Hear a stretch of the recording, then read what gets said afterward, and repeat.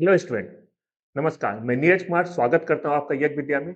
बच्चों, इस समय हम लोग यूपी पुलिस कांस्टेबल 2026 से संबंधित क्लासेज कर रहे हैं। इस कड़ी में सबसे पहले हम लोगों ने प्रीवियस ईयर क्वेश्चन से देखना स्टार्ट किया है।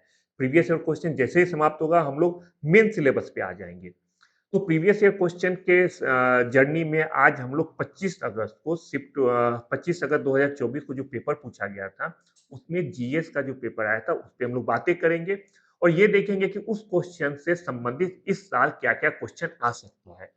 उस साल जितने भी क्वेश्चन आए थे, उसमें मैं बताऊँगा कि क्या-क्या क्वेश्चन बन सकते हैं इस साल के लिए। तो बच्चों, बिना समय बर्बाद किए हुए हम लोग क्वेश्चन को देखना शुरू करते हैं। आज का पहला सवाल है जो कि उस साल 113वां नंबर सवाल था। तो आज का पहला सवाल है, सितंबर 2016 को समाप्त तिमाही में भारत के सकल घरेलू उत्पाद जीडीपी में डैश परसेंट की वृद्धि हुई है। ऑप्शन है 8, 8.5, 9 या 7.3। और इसका जवाब है ऑप्शन 4, 7.3। बच्चों, एक चीज मैं बता दूं कि ये क्वेश्चन आपको 2024 में पूछा गया था और 2016 का डेटा के बारे में पूछा जा रहा है, इसलिए इस पे डिस्कस करना बिल्कुल रेलेवेंट नहीं है। कोई भी क्वेश्चन अगर इस तरह का क्वेश्चन, मान लो कि अगर इस साल 2026 में आपका एग्जाम होता है और 2015 या 14 या 2020 का कोई डेटा पूछा जाएगा, तो उसको कोई याद नहीं कर सकता। वो क्वेश्चन पूछने का कोई लॉजिक नहीं है। नेगेटिव मार्किंग नहीं है, तो आप आँख बंद करके जवाब दे देना जो मन हो। लेकिन इस तरह का तैयारी कोई नहीं कर सकता है कि हम लोग 10 साल का डेटा को याद रखें। इसका आंसर है 7.3। हाँ, कुछ इंपॉर्टेंट फैक्ट है, वो मैं बताते चलता हूँ जो आपको हर साल काम देगा। ये जो ग्राफ आपका है, इसको आप इग्नोर कर देंगे। ये ग्राफ मैंने बताया बनाया है कि आप लोग को आइडिया लग जाए उस समय क्या रेट था ग्रोथ का, लेकिन इसे ध्यान रखने की ज़रूरत नहीं है क्योंकि इस साल के लिए इसका कोई रिलेवेंट नहीं है। हम लोग चलिए कुछ फैक्ट को देखते हैं कि जीडीपी जीडीपी एक विशिष्ट समय अवधि में देश की सीमाओं के भीतर उत्पादित सभी अंतिम वस्तुओं और सेवाओं का कुल मौद्रिक मूल्य कहलाता है। GDP, gross domestic product. इस साल के लिए 29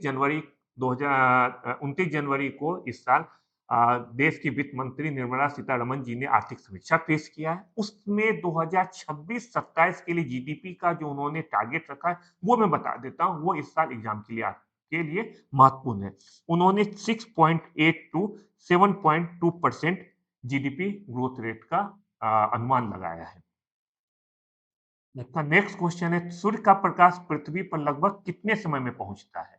ऑप्शन है 4 minute 25 second, 6 minute 15 second, 8 minute 20 second या 2 मिनट 30 सेकेंड। तो आपका जवाब है ऑप्शन सी या ऑप्शन 3, 8 मिनट 20 सेकेंड। आइए इससे रिलेटेड कुछ फैक्ट को मैं बता दूं आपको कि सूर्य और पृथ्वी के बीच की दूरी बच्चों 15 करोड़ किलोमीटर है। पहले तो ये समझ लीजिए कि सूर्य से प्रकाश पृथ्वी को पहुंचने में लगभग 8 मिनट 20 सेकेंड का समय लगता है। 500 सेकेंड भी कभी एग्जाम में पूछा जा सकता है, ध्यान रखेंगे। 8 मिनट 20 सेकेंड 500 सेकेंड होता है।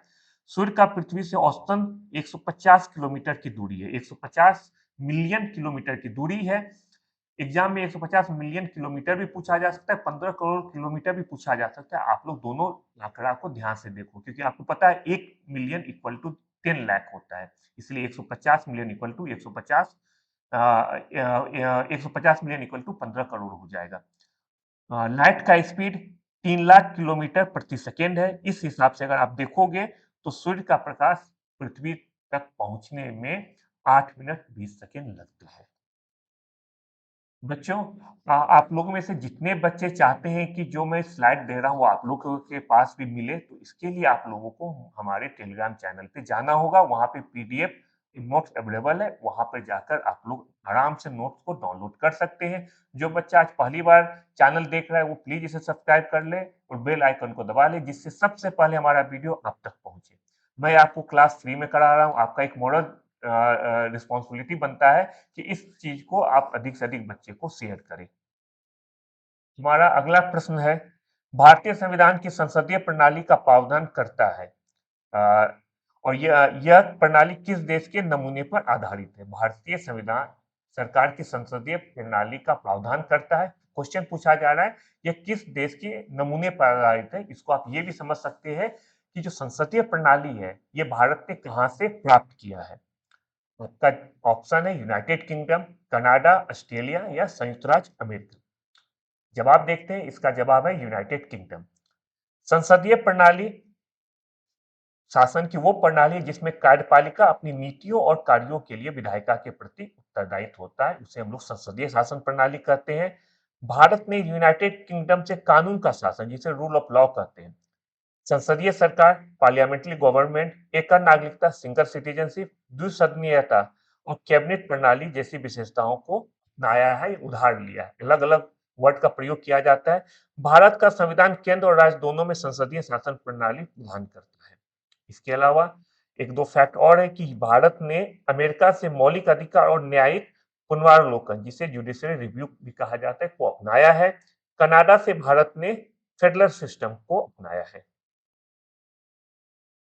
एमपीसी का फुल फॉर्म क्या है, ये आपका अगला सवाल है। ऑप्शन है मनी पॉलिसी कमिटी, सेकेंड है मेकिंग प्राइस कमिटी, थर्ड है मॉनेटरी प्राइस कमिटी या फोर्थ है मॉनेटरी पॉलिसी कमिटी।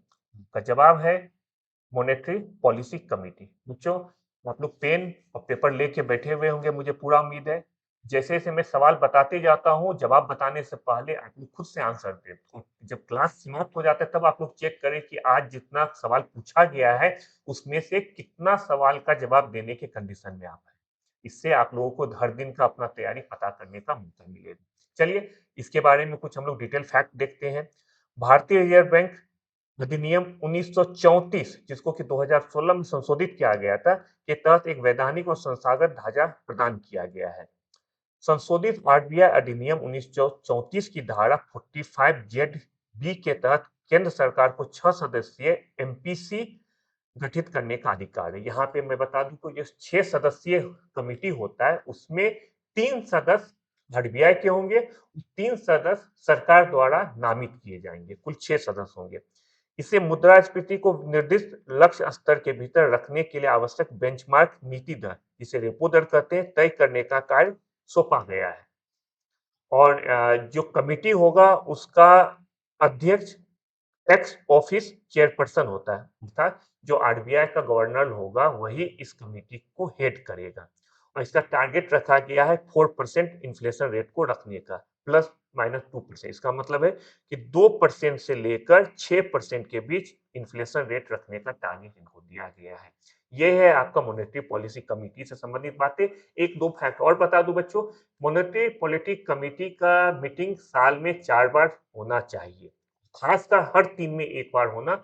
ये कहा गया कि हर 3 मंथ में एक बार इसकी मीटिंग होनी चाहिए। अगला प्रश्न आपके सामने है, विनय पीटक पुस्तक किससे संबंधित है? ऑप्शन है जोरोस्टर के विचार, महावीर के उपदेश, बौद्ध संघ के नियम या संस्कृत व्याकरण। आपका जवाब इसमें है बौद्ध संघ के नियम। ये विनय पिटक जो बच्चे हैं, ये बौद्ध संघ के नियम से संबंधित है। बौद्ध ग्रंथ त्रिपिटक होता है, जिसमें 3 काव्य हैं। एक है विनय पिटक, एक है सूत पिटक और एक है अधिधम अभिधम पिटक। तीनों में अलग अलग बातें कही गई है। हम लोग देखते हैं कि किसमें क्या कहा गया है। विनय पिटक में संघ में शामिल होने के लिए नियम और विनियम शामिल है। मतलब विनय पिटक में नियम और कानून की चर्चा की गई है। जो सूत पिटक है, इसमें बुद्ध की शिक्षाओं का वर्णन है। विधम पिटक में बौद्ध धर्म का दार्शनिक भाव बताया गया है। त्रिपिटक में फिर से बता दो, त्रिपिटक में 3 ग्रंथ शामिल है, विनय पिटक, सूत पिटक और विधम पिटक। विनय पिटक में जहाँ नियम कानून की बात की गई, सूत पिटक में बुद्ध की शिक्षाओं का के बारे में बताया गया है और विधम पिटक में बौद्ध धर्म का दार्शनिक भाग को बताया गया। इसलिए आपका जवाब होगा विनय पिटक, क्योंकि इसमें बौद्ध संघ के नियम के बारे में चर्चा की गई है। एक बात और जान लो बच्चों, ये सारे ग्रंथ पाली भाषा में लिखी गई है। पाली भाषा में ये ग्रंथ लिखा गया, ये महत्वपूर्ण है आप लोगों के लिए जानना। जीडीपी डेटा की गणना और जारी करने के लिए कौन सा भारतीय संगठन जिम्मेदार है? जीडीपी के बारे में क्वेश्चन बहुत पूछा जाता है, तो आपको बहुत अच्छे से पढ़ना है। इस साल के इकोनॉमिक सर्वे पे हम लोग अगले कुछ दिनों में क्लास लेके आने वाले, उसको बहुत ध्यान से देखना है। और आरबीआई कल आज के डेट में बजट भी आने वाला है, इस पे भी बहुत जल्द हम लोग वीडियो लाने वाले। सबको बहुत ध्यान से देखना है, क्योंकि एग्जाम में इससे बहुत सारे क्वेश्चन आपको हमेशा होते हैं।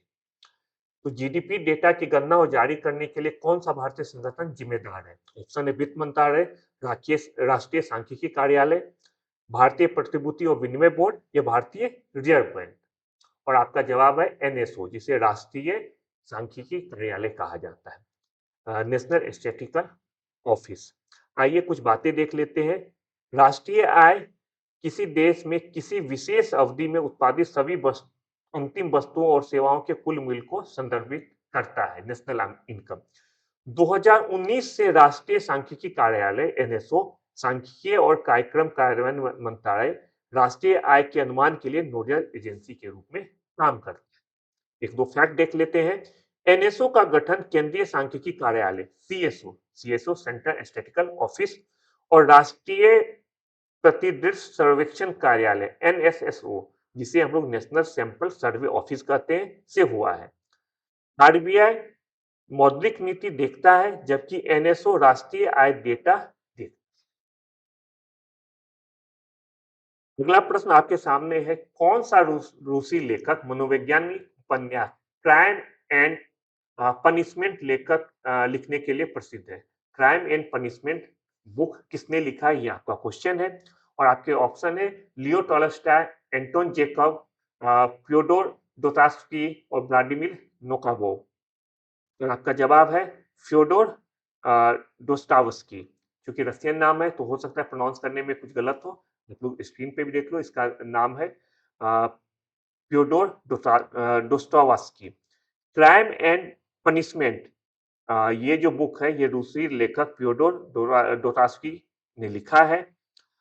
इसे सर्वप्रथम 1866 के दौरान साहित्यिक पत्रिका द रशियन मैसेंजर में 12 मासिक खंडों में प्रकाशित किया गया था।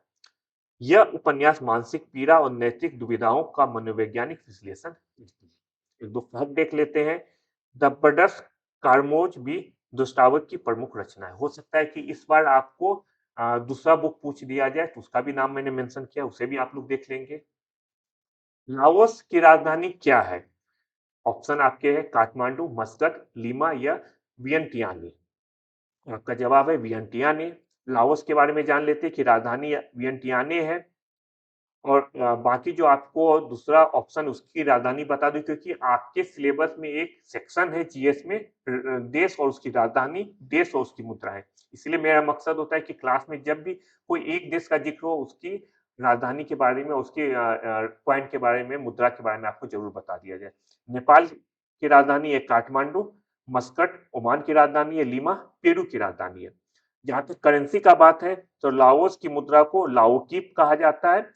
और लाओस एक लैंडलॉक्ड कंट्री है। लैंडलॉक्ड किसे कहा जाता है बच्चों? लैंडलॉक्ड कहा जाता है वो कंट्री जो चारों तरफ से जिसकी सीमा भूमि से घिरी हुई होती है। पानी से जिसकी सीमा घिरी हुई नहीं हो उसे कहा जाता है लैंडलॉक्ड कंट्री। आप अगर मैप पे देखोगे, मैप पे आपको लाओस दिख रहा है और देखोगे मैप में लाओस के चारों तरफ भूमि है, कहीं समुद्र नहीं है, इसीलिए लैंडलॉक्ड कंट्री कहा जाता है इसे।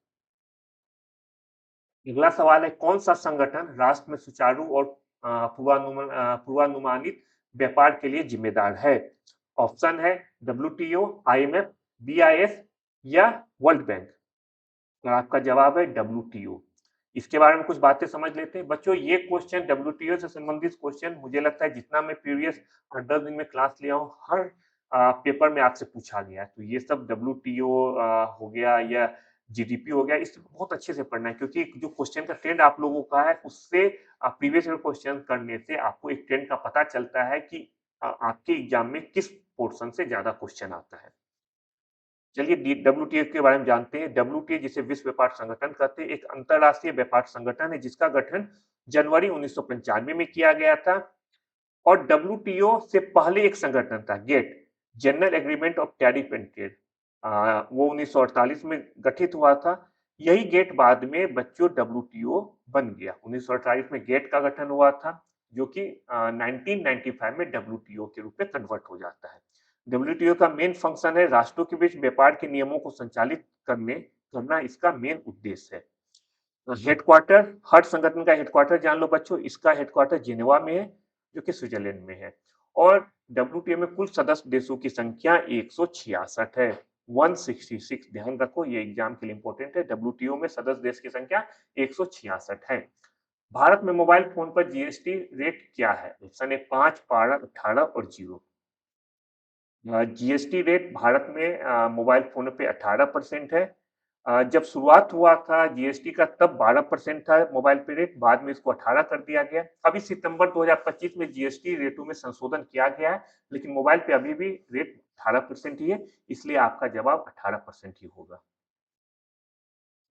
जीएसटी परिषद में कितने सदस्य हैं? ऑप्शन है 30, 33, 40 और 25। तो आपका जवाब है 33। जीएसटी परिषद में कुल 33 सदस्य हैं। इसके बारे में कुछ फैक्ट हम लोग देख लेते हैं। आर्टिकल 279 में जीएसटी काउंसिल के गठन के बारे में बताया गया है और 15 सितंबर 2016 को जीएसटी काउंसिल का गठन हुआ था आर्टिकल 279 ए के तहत। जीएसटी परिषद में कुल 33 सदस्य है। इसमें केंद्रीय वित्त मंत्री, जो कि आज की डेट में अगर कहा जाए तो निर्मला सीतारमण या रमन, और राज्य मंत्री 2 सदस्य होते हैं।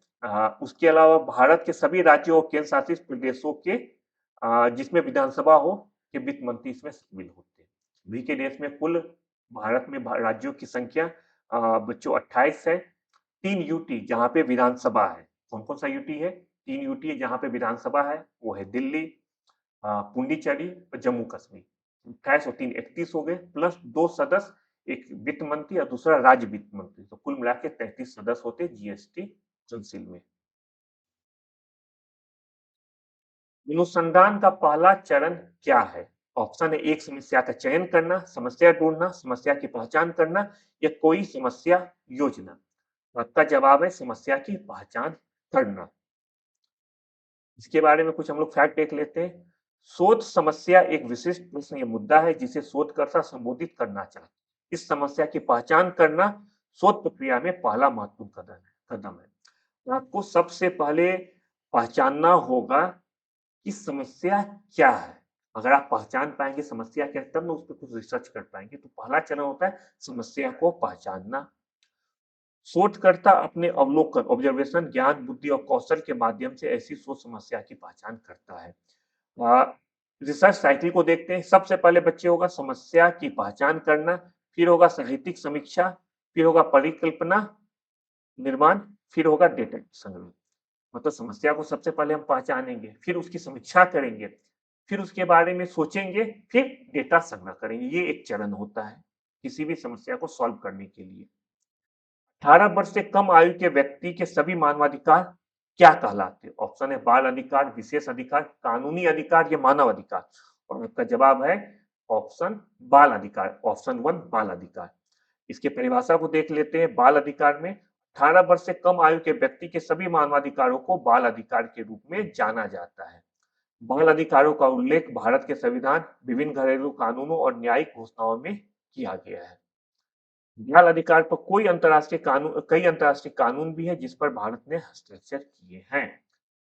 एक्स्ट्रा फैक्ट में हम लोग एक दो और चीज देख लेते हैं कि संयुक्त राष्ट्र बाल अधिकार convention, UN convention on right of the child 1989 में अपनाया गया था, जो बच्चों के अधिकारों को निर्धारित करता है। तो अगला सवाल है सूक्ष्म सिंचाई, माइक्रो इरिगेशन कब शुरू की गई? ऑप्शन है मार्च 2004, जनवरी 2004, जनवरी 2006 या मार्च 2002। का जवाब है जनवरी 2006। यह योजना जनवरी 2006 में कृषि मंत्रालय के कृषि और सहकारिता विभाग द्वारा सूक्ष्म सिंचाई पर केंद्र प्रायोजित योजना के रूप में शुरू किया गया था। इसका उद्देश्य जल उपयोग दक्षता को बढ़ावा देना है और किसानों को जल बचत तकनीक अपनाने के लिए प्रोत्साहित करना है।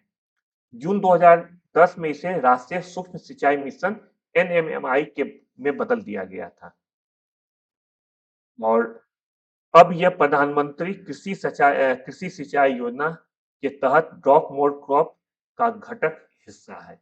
ये डिटेल में मैंने बता दिया कि अगर कोई भी क्वेश्चन इससे रिलेटेड होगा तो जिससे का आप जवाब देने में सफल हो जाएंगे। सोशल मीडिया पर टीबीटी का क्या अर्थ है? ऑप्शन है to be desert, today's best thing, throwback Thursday या टेक्स बैक टाइम। और इसका जवाब है थ्रोबैक थर्सडे। एक्चुअली ये जो टीबीटी है ये आजकल के जनरेशन ज्यादा यूज करते हैं। इसका मतलब है थ्रोबैक थर्सडे। ये सोशल नेटवर्क पर विशेष रूप से इंस्टाग्राम पे सबसे लोकप्रिय हैशटैग में से एक है। इसमें मेनली बच्चे थर्सडे के दिन लोग अपना पुराने याद को शेयर करते हैं। ये इंस्टाग्राम में ज्यादा पॉपुलर है, लेकिन दूसरे सोशल नेटवर्किंग साइट में भी इसका यूज किया जाता है थ्रोबैक थर्सडे में। गुरुवार के दिन लोग अपनी पुरानी याद को शेयर करेंगे। और आज के जो जेनजी जिसे कहा जाता है, जेनजी जो और दूसरे वर्ड को यूज़ करते हैं, उसके बारे में हम लोग देख लें, हो सकता है कि आपको वो भी पूछ दें। एक है एक्रोनिम जिसको कहते हैं OTT, outfit for the day. एक एक्रोनिम्स है जिसे कहते हैं FOMO, fear of missing out. ये सब एक्रोनिम्स आज के जेनजी द्वारा यूज़ किया जाता है और आपका क्वेश्चन का पैटर्न इस तरह से है, जो मैं देख रहा हूँ कि इस तरह के क्वेश्चन आने की संभावना है। CRISPR Cas9 प्रौद्योगिकी का उपयोग किस लिए किया जाता है? ऑप्शन है जीन का संपादन, जिसे जीन एडिटिंग कहते हैं, नई सामग्रियों का संश्लेषण, भूकंप का पता लगाना या टीके बनाना। और आपका जवाब होगा जीन एडिटिंग। जीन के संपादन के लिए इसका उपयोग किया जाता है। पहले फुल फॉर्म देख लेते हैं, हो सकता है आपको ये भी पूछ दिया जाए। CRISPR का अर्थ होता है cluster regulatory interspaced short palindromic respect. यह जीन संपादन तकनीक है। इसका उपयोग डीएनए अनुक्रम के खंडों को हटाने, जोड़ने या बदलने, किसी विशिष्ट जीन के आनुवंशिक अनुक्रम को बदलने के लिए किया जाता है। राष्ट्रीय समुद्री दिवस 2024 का विषय क्या है? ऑप्शन है भविष्य को नेविगेट करना, सुरक्षा पहले, सतत शिपिंग, हरित शिपिंग के लिए नई प्रौद्योगिकी या शिपिंग में अमृतकाल। और आपका जवाब है भविष्य को नेविगेट करना है, सुरक्षा पहले। ये इसका थीम है, navigate the future safety first. इससे रिलेटेड कुछ फैक्ट देख लेते हैं। प्रत्येक वर्ष 5 अप्रैल को अंतर्राष्ट्रीय व्यापार और अर्थव्यवस्था के बारे में जागरूकता फैलाने के लिए राष्ट्रीय समुद्री दिवस मनाया जाता है। 2024 का थीम मैंने बता दिया, दोबारा बता देता हूँ। भविष्य को नेविगेट करना, सुरक्षा पहले, navigate the future future safety first. ये है 2024 का थीम। 2019 को भारत के पहले steam ship MS royalty Mumbai से लंदन की अपनी पहली शुरुआत की थी।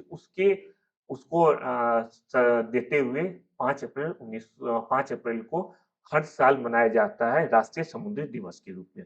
2024 का थीम आपसे पूछा गया था। 2025 का थीम भी जान लो बच्चों। 2025 का थीम है समृद्ध समुद्र, विकसित भारत और युवा, नीली अर्थव्यवस्था और हरित विकास के लिए। भी 2026 का थीम का डिसाइड नहीं किया गया है। आप हमारी क्लास में हमेशा जुड़े रहिए। जैसे 2026 का थीम होगा मैं आपको वो भी बता दूंगा। हो सकता है एग्जाम में आपसे 2026 का थीम पूछ ले। अगला सवाल है आज का, पूर्व परीक्षण सम्मेलन का मुख्य लक्ष्य क्या है? प्री ट्रायल कॉन्फ्रेंस का मुख्य लक्ष्य क्या है? प्री ट्रायल जो है ये आप लोग ज्यादा सुने होंगे, पूर्व परीक्षण, ये पूर्व विचारण से ज्यादा यूज होता है प्री ट्रायल का। इसका मुख्य लक्ष्य क्या, ये है क्वेश्चन। ऑप्शन है आपके जूरी चयन करने के लिए, परीक्षण की तैयारी और निपटान विकल्पों पर चर्चा करने के लिए, अंतिम फैसला सुनाने के लिए, ये मामले को खारिज करने के लिए। और इसका जवाब है परीक्षण की तैयारी और निपटान विकल्पों पर चर्चा करने के लिए इसका यूज किया जाता है। प्री ट्रायल कॉन्फ्रेंस एक न्यायिक सुनवाई है जहां एक अभियोजक और एक बचाव पक्ष के वकील एक साथ मिलते हैं।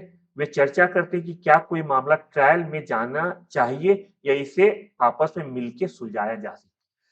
बच्चों, जो प्री ट्रायल होता है इसमें ये इसलिए लाया गया था जिससे कि समय की बचत हो, साथ ही साथ मामला जल्दी सुलझ जाए, जो जुडिशरी सिस्टम है उस पे ज़्यादा लोड ना पड़े। इसलिए कोई भी जब केस होता है तो दोनों तरफ के पहले वकील आके आपस में बात करते हैं कि क्या कोर्ट जाने से पहले आपसी बातचीत के आधार पे क्या इसे सुलझाया जा सकता है।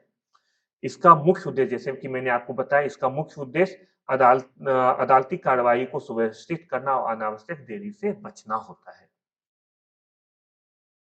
सोशल मीडिया जैसे इलेक्ट्रॉनिक साधनों या तरीकों के उपयोग के माध्यम से डराने, धमकाने, उत्पीड़न करने, बदनाम करने या किसी अन्य प्रकार के मानसिक नुकसान का कार्य करते हैं। ऑप्शन है आपका ऑप्शन है इसमें क्रिप्टोजैकिंग, पहचान की चोरी, क्रेडिट कार्ड धोखेबाजी या साइबर धमकी, जिसे हम लोग साइबर बुलिंग कहते हैं। और इसका जवाब होगा cyber bullying. Cyber bullying electronic साधनों जैसे social media, messaging platform, gaming platform के उपयोग के द्वारा डराने, परेशान करने या बदनाम करने का काम करता है।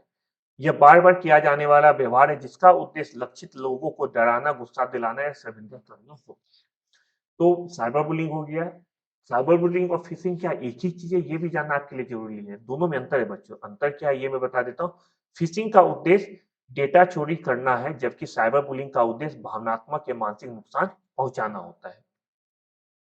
बच्चों एक बार फिर क्लास संबंधी मैं बातें कर दूं कि आप में से जो बच्चे चाहते हैं कि आपको पीडीएफ नोट्स मिल जाए, वो हमारे टेलीग्राम चैनल पर जाकर पीडीएफ नोट को डाउनलोड कर सकते हैं।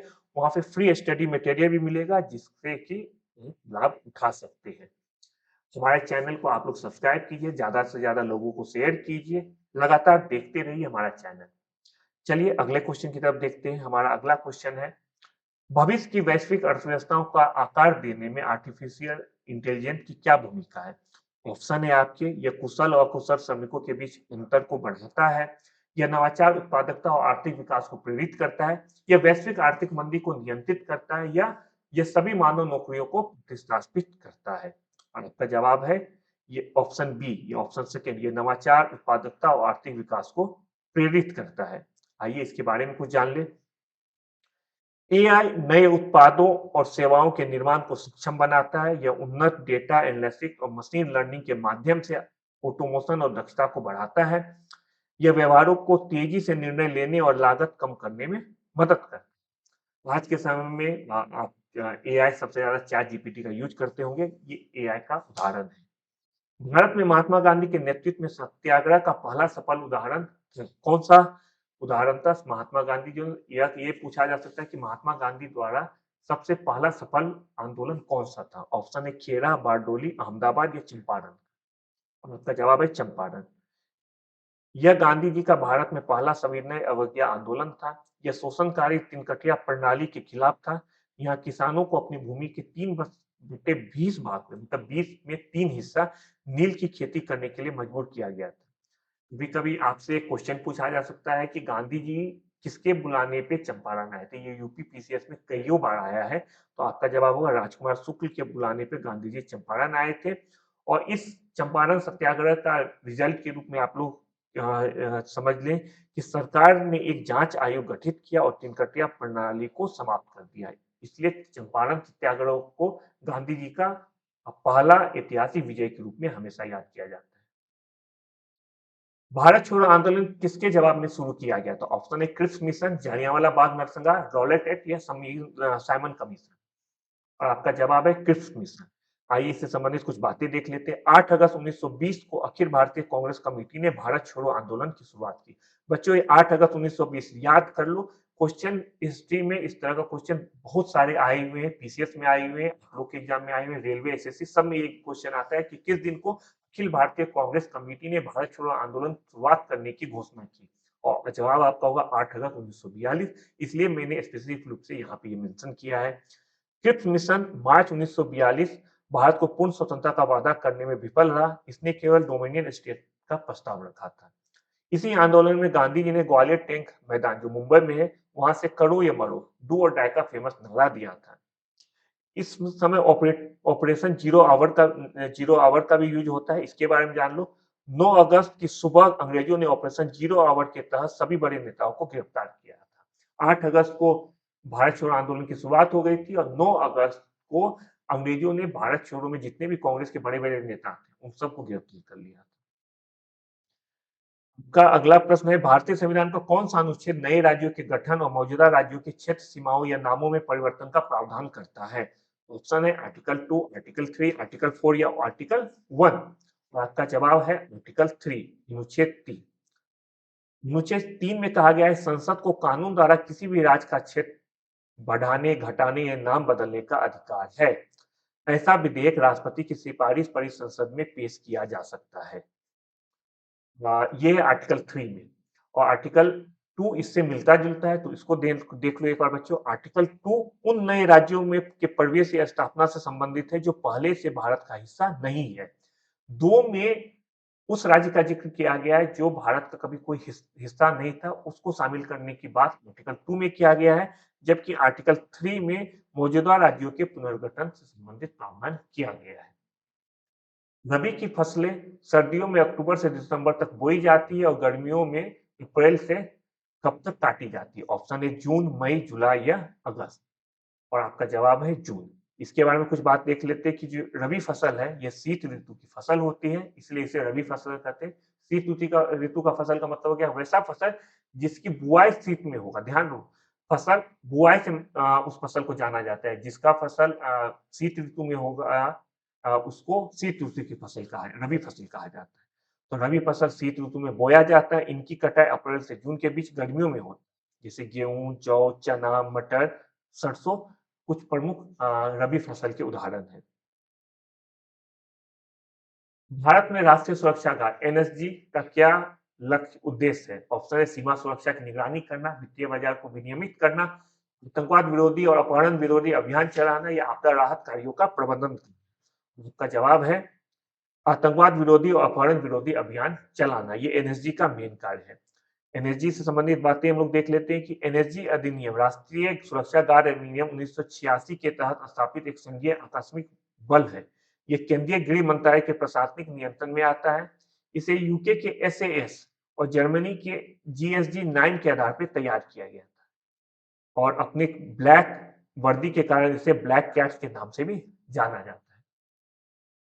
अगला प्रश्न है जब वर्षा जल का पीएच डैश से नीचे चला जाता है तो इसे अम्लीय वर्षा कहा जाता है। तो इसमें आपको फिल करना है कि किससे नीचे जाने पर उसे अम्लीय वर्षा कहेंगे। ऑप्शन है 5.6, 6.5, 7.0 या 4.2 और आपका जवाब है 5.6। इसकी परिभाषा देखते हैं जब वर्षा जल का पीएच 5.6 से कम हो जाता है तो उसे अम्लीय वर्षा कहते हैं। वायुमंडल में मौजूद सल्फर डाइऑक्साइड SO2 और नाइट्रोजन ऑक्साइड NOx जब वाष्प के साथ प्रतिक्रिया करके सल्फ्यूरिक एसिड और नाइट्रिक एसिड बनाते हैं तब ये इसका कारण है। और अम्लीय वर्षा आप लोग सुनते हैं न्यूज में कि ताजमहल जो है अम्लीय वर्षा से प्रभावित हो रहा है और इसका पीलापन होने का कारण भी अम्लीय वर्षा को ही माना जाता है। अगला प्रश्न है कौन सा देश पवन ऊर्जा का दुनिया का सबसे बड़ा उत्पादक है? ऑप्शन है जर्मनी, भूटान, दक्षिण अफ्रीका या चीन। आपका जवाब है चीन। इसके बारे में कुछ फैक्ट देख लेते हैं। चीन कुल वैश्विक पवन ऊर्जा क्षमता के आधे से अधिक का उत्पादन करता है और लगातार कई वर्षों से प्रथम स्थान पे है। चीन ने 2030 तक 1200 गीगावाट संयुक्त पवन सौर क्षमता प्राप्त करने का लक्ष्य रखा है। भारत शीर्ष 5 देशों में शामिल है। और अगर शुरू के कुछ देशों का नाम देख लिया जाए कि शुरू के देश कौन सा है, तो पहला स्थान पे तो बच्चों चीन होगा, जैसे कि आपको लिखा गया है कि सब पहले स्थान पे चाइना है और सेकेंड स्थान पे यूएसए है, थर्ड स्थान पे जर्मनी है, फोर्थ स्थान पे इंडिया का स्थान आता है और पांचवा स्थान जो है वो स्पेन का है। ये पवन ऊर्जा में 5 देश है, पांचों का नाम मैंने बता दिया। भारत का स्थान आज के समय में चौथा है। अगर भारत में राज्यों का अगर कहा जाए तो भारत में तमिलनाडु और गुजरात सबसे ज्यादा पवन ऊर्जा उत्पादक करने वाले राज्य है। भारत के उपराष्ट्रपति कौन है?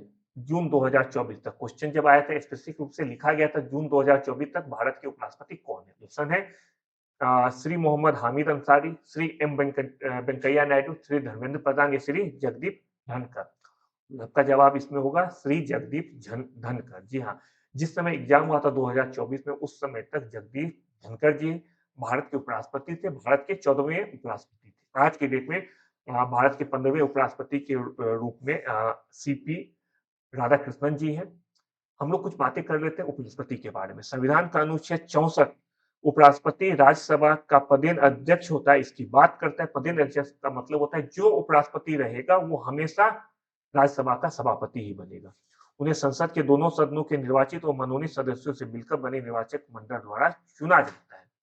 भारत का उपराष्ट्रपति का पद भारत ने कहां से उधार लिया, ये कहां से भारत मोटिवेट हुआ है लेने के लिए, तो इसका जवाब होगा यूएसए से। यूएसए से भारत ने उपराष्ट्रपति का पद किया है। जब संविधान बनाया जा रहा था तो भारत ने यूएसए के संविधान को पढ़ा। भारत संविधान बनाने से पहले लगभग सभी प्रमुख देशों के संविधान को पढ़ने के बाद भारत ने हर जगह से जो जो इम्पोर्टेंट फैक्ट चीज, जो जो इम्पोर्टेंट संविधान में तथ्य लिखा गया था, भारत ने अपने संविधान में उस सब चीज को संग्रहित किया है। इसलिए आप लोगों से कभी कभी जो बच्चा मेंस का एग्जाम देता है, खासकर डिस्क्रिप्टिव एग्जाम देता है, उन लोग को पूछा भी जाता है कि भारत एक उधार का संविधान है, इसको विस्तार से बताएं। तो आप लोग को तो पीटी का, इसलिए मैं इसको डिटेल में नहीं बता रहा हूँ। डिटेल में मैं आगे कभी बताऊंगा। अगला प्रश्न है 2016 में हस्ताक्षरित भारत जापान नागरिक परमाणु समझौते का उद्देश्य क्या है? ऑप्शन है परमाणु ऊर्जा के उपयोग पर प्रतिबंध, परमाणु मुक्त क्षेत्र की स्थापना, परमाणु हथियारों का संयुक्त विकास या असैनिक परमाणु ऊर्जा प्रौद्योगिकी हस्तांतरण और सुरक्षा मानकों में सहयोग। और इसमें आपका जवाब है असैनिक परमाणु ऊर्जा प्रौद्योगिकी हस्तांतरण और सुरक्षा मानकों में सहयोग। चलिए कुछ डिटेल में इसको समझ लेते हैं। यह समझौता 20 जुलाई 2017 को लागू हुआ है। यह असैनिक परमाणु ऊर्जा प्रौद्योगिकी हस्तांतरण और सुरक्षा मानकों में सहयोग चाहता है। ये इम्पोर्टेंट इसलिए है, ये क्वेश्चन पूछा गया है क्योंकि जापान का किसी गैर एनपीटी नॉन प्रोलिफरेशन ट्रीटी हस्ताक्षर करता देश के साथ पहला ऐसा समझौता है। अभी तक जापान ने जिन-जिन देशों के साथ समझौता किया, उसी देशों के साथ समझौता किया है जो एनपीटी को साइन किया था। लेकिन भारत पहला ऐसा गैर एनपीटी हस्ताक्षर करता देश है जिसके साथ जापान ने ये समझौता किया है। इसमें समझौते के तहत भारत परमाणु सामग्री का पुनः प्रसंस्करण कर सकता है, लेकिन जापान की मंजूरी के बिना अत्यधिक समृद्ध यूरेनियम नहीं बना सकता। ये जापान ने स्पष्ट रूप से बताया है इस ट्रीटी में।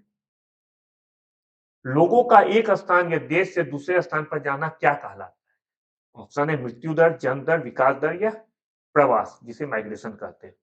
आपका जवाब होगा माइग्रेशन। चलिए इससे संबंधित कुछ फैक्ट को देख लें। लोगों का स्थान या देश से दूसरे स्थान पर जाना माइग्रेशन कहलाता है। और दो तरह का माइग्रेशन होता है बच्चों। एक कहा जाता है पुश पुश फैक्टर के कारण, एक कहा जाता है पुल फैक्टर के कारण। पुश फैक्टर मतलब धकेलने वाला कारक और पुल फैक्टर होता है आकर्षित करने वाला कारक।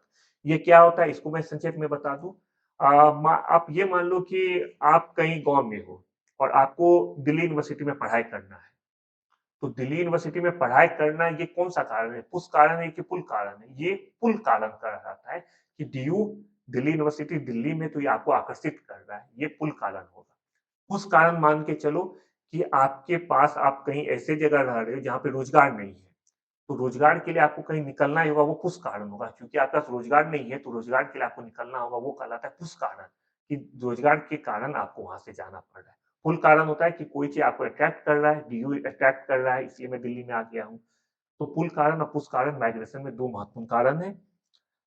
इसका इम्पैक्ट क्या होता है इसको जान लेते हैं। इसके कारण व्यक्ति एक स्थान से दूसरे स्थान पर जाता है जिससे जनसंख्या वितरण प्रभावित होता है। आज के समय आप देख रहे होंगे कि नगरीकरण, शहरीकरण बढ़ते जा रहा है। जहां तक मुझे ध्यान आ रहा है एग्जैक्ट 2011 की जनगणना के अनुसार लगभग 32% शहरीकरण हो चुका है। अगर ये देखा जाए, अभी 21 का जनगणना हुआ नहीं, अगर ये आंकड़ा मुझे लगता है लगभग 36-37% तक हो गया होगा। दिनों दिन ये आंकड़ा बढ़ता जा रहा है। जन्म और मृत्यु जनसंख्या परिवर्तन के प्राकृतिक कारक है। किसी देश की जन्म दर और मृत्यु दर के बीच के अंतर को प्राकृतिक वृद्धि कहते हैं। ध्यान दो, कभी-कभी जैसे आप लोगों से माइग्रेशन के बारे में पूछा गया, माइग्रेशन क्या है? इससे हो सकता है इस साल प्राकृतिक वृद्धि के बारे में पूछ दे कि प्राकृतिक वृद्धि से क्या समझते हो? तो जब जन्म दर किसी देश का मृत्यु दर से ज़्यादा होता है तो इसे हम लोग प्राकृतिक वृद्धि कहते हैं। मतलब जो नेचुरली होता है, कोई आदमी आके मान लो कि दिल्ली का जनसंख्या अगर आदमी आके बढ़ा रहा है, तो ये नेचुरल वृद्धि में नहीं आएगा, लेकिन जनसंख्या जन ज़्यादा लेता है तो वो नेचुरल वृद्धि में आता है। अगला प्रश्न आपके सामने है, अलीगढ़ मुस्लिम विश्वविद्यालय एएमयू की स्थापना वर्ष कौन-सा है? ऑप्शन आपके 1877, 1875, 1901 या 1920। एएमयू का स्थापना कब हुआ? ऑप्शन ये क्वेश्चन ये है और जवाब आपका 1920 में एएमयू का स्थापना हुआ है। इससे संबंधित चलिए एक दो फैक्ट देख लेते हैं। मोहम्मद एंग्लो ओरिएंटल कॉलेज को अलीगढ़ मुस्लिम विश्वविद्यालय अधिनियम के बाद 1920 में एएमयू बनाया गया। पहले मोहम्मद एंग्लो ओरिएंटल कॉलेज की स्थापना हुई थी 1875 में। उसके बाद सर सैयद अहमद खान ने 1875 में किया था मोहम्मद एंग्लो ओरिएंटल कॉलेज की स्थापना। 1920 में उसी को एएमयू के रूप में बना दिया गया। इससे रिलेटेड एक फैक्ट है, राजा जय किशन ने कॉलेज की स्थापना में सर सैयद अहमद खान का मदद की थी। फाउंडर आप ध्यान दे दो बच्चों, फाउंडर इनका है सर सैयद अहमद का। यह अलीगढ़ आंदोलन का केंद्र था जिसका उद्देश्य था भारतीय मुसलमानों को आधुनिक शिक्षा प्रदान करना। बच्चों इससे आपको देखो किस तरह का क्वेश्चन पूछा जा सकता है। इससे क्वेश्चन पूछा जा सकता है कि एएमयू स्थापना का मुख्य उद्देश्य क्या था? तो मुख्य उद्देश्य था भारतीय मुसलमानों को आधुनिक शिक्षा प्रदान करना। कभी कभी ये भी कोई ऑप्शन दिया जा सकता है कि मुख्य उद्देश्य था मुसलमानों के अलग विश्वविद्यालय बनाना। यहाँ पे वो सही नहीं है। इसका सही जवाब है भारतीय मुसलमानों को आधुनिक शिक्षा प्रदान करना। अगला प्रश्न है, उत्तर प्रदेश का कौन सा शहर हिंदी और संस्कृत भाषाओं में विशेषज्ञता वाले शैक्षणिक संस्थानों के लिए जाना जाता है? ऑप्शन है वाराणसी, प्रयागराज, कानपुर या लखनऊ। आपका जवाब है वाराणसी। इसके बारे में एक दो फैक्ट देख लेते हैं। वाराणसी हिंदू और संस्कृत भाषाओं में विशेषज्ञता वाले अपने शैक्षणिक संस्थानों के लिए जाना जाता है। 1791 में जोनाथन डंकन ने हिंदू कॉलेज और दर्शन का अध्ययन करने के लिए वाराणसी में संस्कृत कॉलेज की स्थापना की थी। जोनाथन डंकन ने 1791 में संस्कृत कॉलेज की स्थापना किए थे। 1898 में एनी बेसेंट ने सेंट्रल हिंदू कॉलेज की स्थापना की थी और 1916 में एनी बेसेंट और मदन मोहन मालवीय ने मिलकर बीएचयू की स्थापना की थी। इसीलिए एक तरफ जहां आप देखोगे कि ये एक तरफ जहां आप देखोगे कि ये क्या क्या संस्कृत के लिए जाना जाता है, वहां दूसरी तरफ ये हिंदू जाना जाता है, जिसे 1998 में आर्थिक विज्ञान में नोबेल पुरस्कार प्राप्त हुआ। सॉरी बच्चों, थोड़ा सा स्लाइड में गड़बड़ हो गया, हम लोग पिछले क्वेश्चन से एक बार देख लेते हैं। क्वेश्चन आपसे पूछा गया था, कौन उत्तर प्रदेश का कौन सा शहर हिंदी और संस्कृत भाषाओं में विशेषज्ञता वाले शैक्षिक संस्थानों के लिए जाना जाता है? ऑप्शन है आपका वाराणसी, प्रयागराज, कानपुर और लखनऊ, और मैंने आपको जवाब में बताया वाराणसी। अगला क्वेश्चन आपके सामने है, कौन सा भारतीय अर्थशास्त्री कल्याणकारी अर्थशास्त्र में पर अपने काम के लिए जाना जाता है, जिसे 1998 में आर्थिक विज्ञान में नोबेल पुरस्कार प्राप्त हुआ? ऑप्शन है जगदीश भगवती, मनमोहन सिंह, रघुराम राजन, अमर्त्य सेन, और आपका जवाब है अमर्त्य सेन। इसके बारे में चलिए एक दो फैक्ट देख लेते हैं। 1998 में अमर्त्य सेन को, जिनका नाम था अमर्त्य कुमार सेन, कल्याण अर्थशास्त्र वेलफेयर इकोनॉमिक्स में उनके योगदान के लिए आर्थिक विज्ञान में नोबेल प्राइज मिला है। उन्होंने अमर्त्य सेन ने अकाल, गरीबी और सामाजिक असमानता जैसे मुद्दों को संबोधित किया है। एक इंपॉर्टेंट फैक्ट ये है कि जर्मन प्रकाशक और पुस्तक विक्रेता संघ ने उन्हें 2020 के शांति पुरस्कार से सम्मानित किया है। अमर्त्य सेन जी को 1999 में भारत रत्न अवार्ड से भी सम्मानित किया गया है, जो भारत का सबसे बड़ा सिविलियन अवार्ड है। अगला प्रश्न है, जेन आयर किस लेखक ने लिखी है? ऑप्शन है एमिली ब्रांटे, जॉर्ज एलियट, एनी ब्रांटे या सॉल्नट ब्रांटे, और जवाब आपका है सॉलट ब्रांटे। जेन आयर अंग्रेजी लेखिका सॉलट ब्रांटे का उपन्यास है। 16 अक्टूबर 1847 को उन्होंने छद्म नाम करर बेल के तहत प्रकाशित किया था। बच्चों, पेन नाम या छद्म नाम कहा जाता है कि कभी कभी कोई राइटर, खासकर ये चीज राइटर के लिए ज्यादा यूज होता है कि वो लोग अपने जो मेन नाम है उससे नॉवल या बुक ना लिख के अपने उपनाम से बुक लिखते। तो इनका नाम था सॉलेट ब्रांटे, लेकिन इन्होंने करर बेल के नाम से उपन्यास लिखा था। एक इंपॉर्टेंट फैक्ट देख लो कि ये तीन बहनें थी, सोलेट, एमिली और एनी। तीनों बहनें जो थी ये प्रसिद्ध लेखिकाएं थी। अगला सवाल है, ट्विटर एक डैश पर आधारित संचार मंच है। ऑप्शन है ईमेल, चैट, ओटीपी या एसएमएस। आपका जवाब है चैट। एक बार इसको देख लेते हैं। ट्विटर, जिसे आधिकारिक तौर पर जुलाई 2003 में एक्स, ये सिंबल है एक्स के रूप में जाना जाता है, उपयोगकर्ता है पोस्ट में छोटे टेक्स्ट, संदेश, चित्र और वीडियो साझा करते हैं। इसे माइक्रो ब्लॉगिंग साइट भी कहा जाता है। इसमें डायरेक्ट मैसेजिंग, वीडियो और ऑडियो कॉलिंग और स्पेस जैसी सुविधाएं शामिल है। ट्विटर मार्च 2006 में जैक डॉर्सी, नो ग्रांट, बिज स्टोन और इवान विलियम्स ने बनाया था, और जबकि एक्स जो है इलॉन मस्क ने जुलाई 2003 में एक्स से उन्होंने एक्स नाम से इसे दोबारा शुरू किया है। ट्विटर को एक्स नाम से शुरू किया इलॉन मस्क ने। ये आप कह सकते हैं कि एक्स के मालिक इलॉन मस्क है। भारत लिपलुक डरला किस देश के साथ साझा करता है? ऑप्शन है चीन, पाकिस्तान, बांग्लादेश या नेपाल, और आपका जवाब है चीन। इससे रिलेटेड फैक्ट को हम लोग यहाँ मैप पे भी देख सकते हैं। यहाँ पे आप देखिए, मैप पे आपको दिख रहा है, ये आपका उत्तराखंड का एरिया है। यहाँ पे जो ये जो पास है, ये है लिपुलेख पास। देख सकते हैं ये यहाँ पे चाइना, क्योंकि तिब्बत है जिसपे कि आज तिब्बत पे चीन का कब्जा है।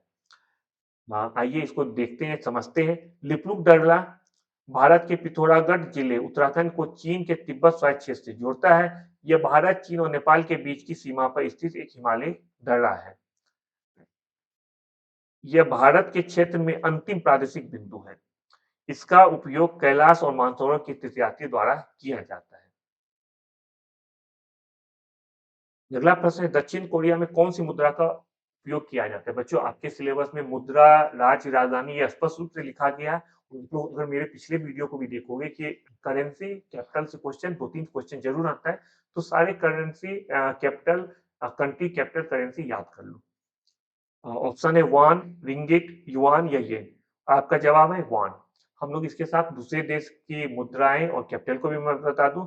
दक्षिण कोरिया की मुद्रा है वॉन और कैपिटल है सियोल। चीन की मुद्रा है युआन और कैपिटल है बीजिंग। जापान की मुद्रा का नाम है येन, कैपिटल टोक्यो। मलेशिया की मुद्रा है रिंगिट, कैपिटल है कुआलालंपुर। अ, आज के क्लास का लास्ट प्रश्न है, डैश आक्रमण वो होता है जब कोई कंप्यूटर सिस्टम या नेटवर्क कंप्यूटर वायरस से संक्रमित हो जाता है। ऑप्शन है हार्डवेयर, मालवेयर, फिशिंग या सॉफ्टवेयर। और आपका जवाब है मालवेयर। मैंने पहले ही बताया था, आज भी बता देता हूँ, मालवेयर हमले एक प्रकार के दुर्भावनापूर्ण सॉफ्टवेयर है जो कंप्यूटर सर्वर, क्लाइंट या कंप्यूटर नेटवर्क को क्षति पहुंचाने के लिए डिजाइन किए जाते हैं। मालवेयर का प्रयोग इस तरह से किया जाता है कि आपको लगेगा कि वो जरूरी चीज है, लेकिन वो आपके फाइल को आके करप्ट कर देता है। यह समान सॉफ्टवेयर के विपरीत है क्योंकि इसका उद्देश्य नुकसान पहुंचाना होता है। बच्चों, ये हमारा आज का क्लास था। उम्मीद करता हूँ कि आज का क्लास आपको पसंद आया होगा। इससे रिलेटेड आप कोई भी प्रश्न है, वो प्रश्न आप मुझसे पूछ सकते हैं। हमारे चैनल को अधिक से अधिक आप लोग सब्सक्राइब कीजिए, अपने दोस्तों के साथ शेयर कीजिए। हम लोग बहुत जल्द एसएससी पीसीएस के बैच लेके भी आने वाले हैं। और जैसे ही ये प्रीवियस ईयर क्वेश्चन का सेट समाप्त होगा, इससे रिलेटेड हम लोग फुल कोर्स लाने वाले हैं।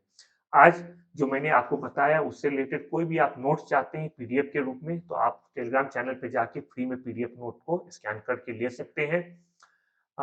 बहुत जल्द हम लोग मॉक टेस्ट भी लेने वाले हैं। इसके लिए आपको हमारे ऐप को डाउनलोड करना होगा। आप हमारे वेबसाइट www.nvidia.com पे जाइए, जहाँ पे आपको मॉक टेस्ट से संबंधित टेस्ट पेपर मिल जाएंगे। इंस्टाग्राम, ट्विटर पर फॉलो कीजिए। कोई भी क्वेरी हो तो स्क्रीन पे दिए गए नंबर पे कॉल करके आप हमारी टीम से बात कर सकते हैं, मुझसे बात कर सकते हैं। आपने हमारा चैनल देखा, आज देखा, इसके लिए आपका बहुत-बहुत धन्यवाद। अपना बहुत अच्छे से ख्याल रखिए। बाय-बाय।